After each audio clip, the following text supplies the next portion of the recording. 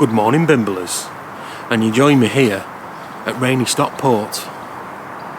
We're having a little bit of a different bimble today. It's what I call a reconnaissance bimble. Because of the weather conditions, I don't want to take my posh camera out. I don't want it to get wet and damage my fancy lenses. So we're on the GoPro. But I want to give you some content, so let's film one of my recce's. I reserve the right to redo any of the locations we've been again with the proper camera. But just for today, let's go and have an explore. Let's bimble.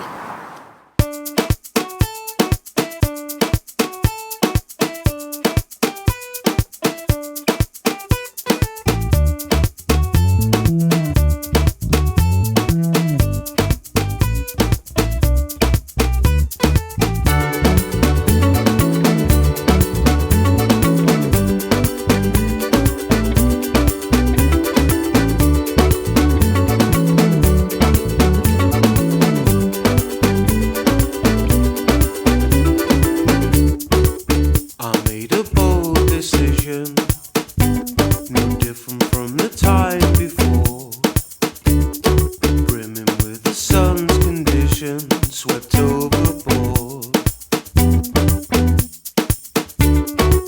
I'm with the wind's incision, cutting through, I'm overjoyed. Flowing with the storm's collision, the perfect choice. Moods can be lifted, the brighter the day. And so we reach our first rainy portage, Pear Mill here in Stockport. It's one of the last cotton mills to be built in the UK. It was built in 1912 by A.H. Stott and Son.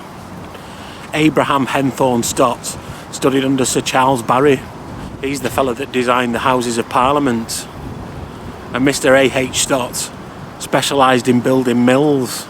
We nearly visited one of his mills in Lee on our Lee Bimble.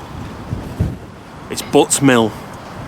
But when we got there was a fellow with long hair that had clearly been, on the pop, and he was ranting and raving, and it attracted the attention of some teenage lads on their mountain bikes, with the North Face coats on.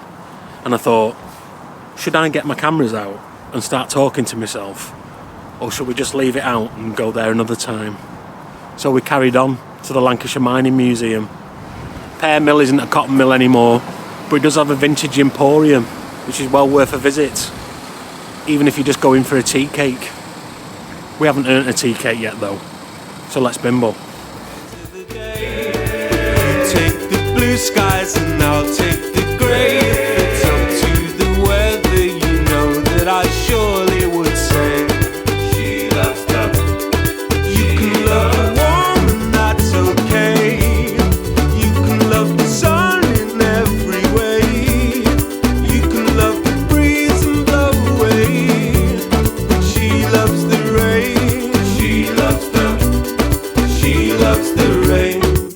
It's made in perfect measures, dripping from a seal black sky, soaking up this perfect treasure. I know it's right. Moods can be lifted, the brighter the day. Take the blue skies and I'll take the grey. It's up to the weather, you know that I surely would say she loves them. You can love the warm, that's okay. You can love the sun in every way. You can love the breeze and blow away. She loves the rain. She loves the rain.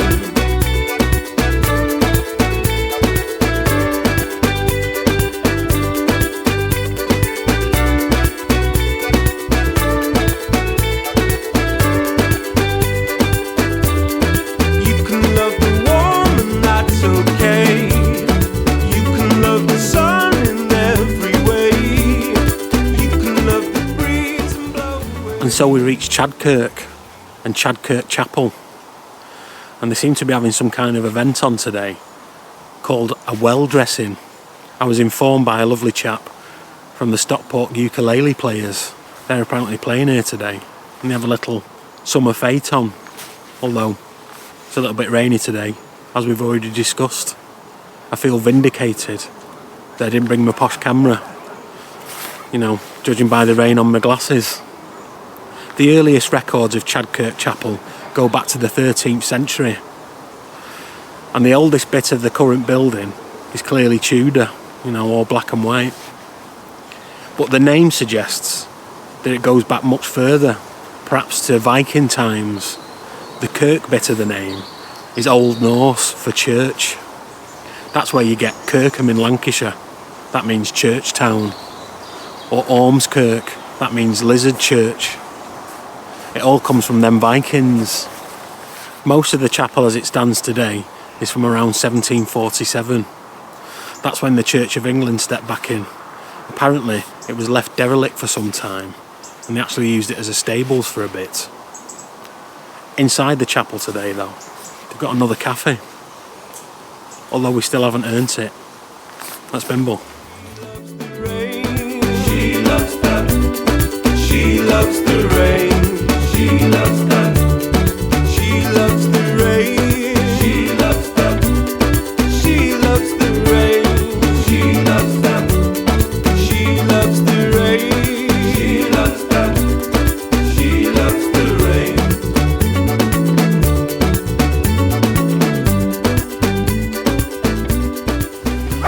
You know me, Bimblers. I like to find the canal. It's the easiest way to ride your bike from place to place. Lovely and flat, and no cars. And the canal we're bimbling down right now is the Peak Forest Canal.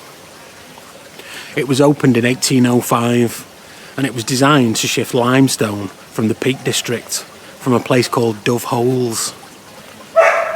It was engineered and surveyed by a Thomas Brown and a Benjamin Outram. We've mentioned Benjamin Outram in a previous Bimble, in our Ashton Canal Bimble, because he engineered and designed that as well as the Nottingham Canal and the Derby Canal. He also made something called the Butterley Tunnel, and a tramway that went through the tunnel that was about 1 mile long and went on L-shaped tracks. It all went from a limestone quarry in Cryche in Derbyshire to the Cromford Canal, which incidentally Benjamin Outram was the assistant engineer of. We're currently stood at the mouth of the Hyde Bank Tunnel, one of Benjamin Outram's designs, 280 metres long, but nothing in comparison with our next portage. That's Bimble.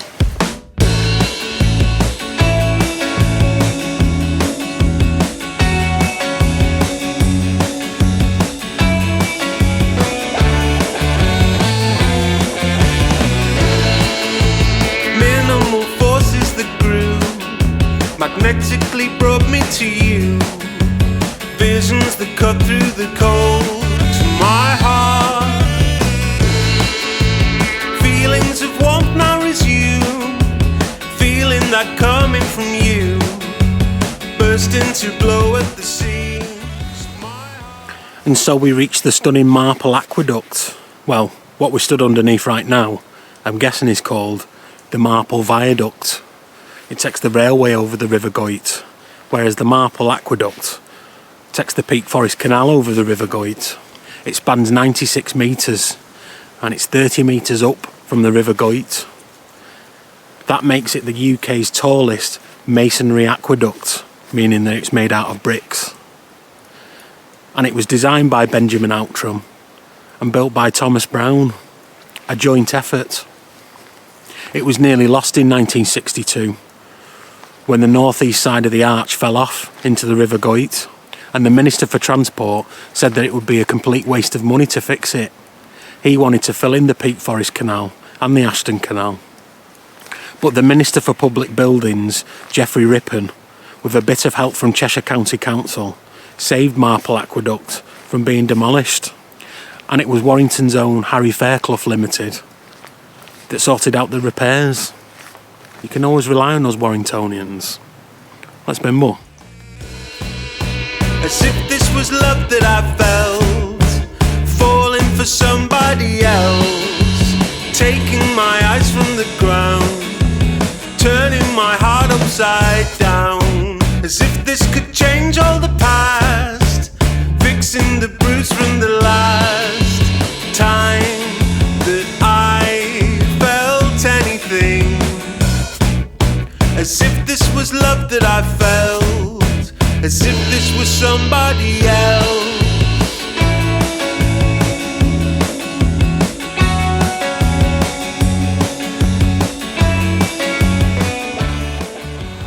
I thought I'd give my B-rig a run out today.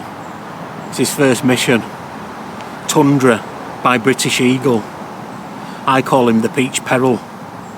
I think he used to be orange, but the sun's made him peach. He's standing up very well to the test. And another thing that stands up quite well to the test is my Bimblism t-shirt. Links in the description. We reached St Martin's Church here in Marple. It was built in 1869 and designed by a fella called S.D. Sedding. It's not in his usual style. He's very well known for building churches in the arts and crafts style. In fact, one of his churches, the Holy Trinity Church on Sloane Street in London, was described by Sir John Betjeman as the cathedral of the arts and crafts movement. John Dando Sedding also built the Holy Redeemer Church in Clerkenwell and St Peter's Church in Ealing. But this church, St Martin's Church, was one of his first churches, hence it not really being in his own style. Anyway, let's put my cagoule back on and get on Tundra, the Peach Peril, and go and look at Roman Bridge.